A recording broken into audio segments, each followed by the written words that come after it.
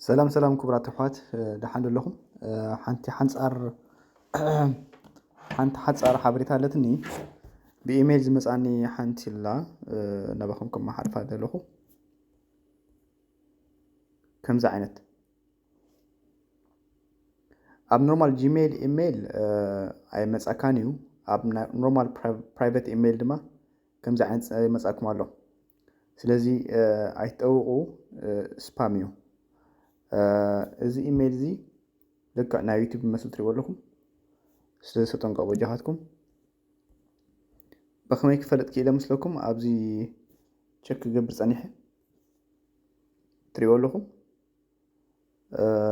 እዚኣ ኖ ማይነስ ሪፕሌይ at youtube.com ትብዘላ ልክዕ ከም ናይ ዩቲዩብ ዓይነት ኢሜል እዩ ስለዚ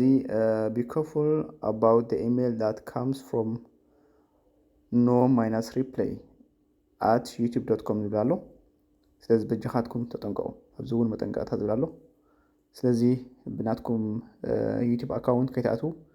በፍላይነቶም እና ዩቲዩብ ተጠቀምቲ be careful አዝዩ ሓደገኛ እዩ እናትኩም ቻናል ማለት እዩ ስለዚህ እዚ አንሽተ ሓበሬታ አብዛ ቻናል እዚኣ እና እሽቱ ናይ ቴክኖሎጂ ክዝርግሐ ጠቀምቲ ዝብልክዎም ማለት እዩ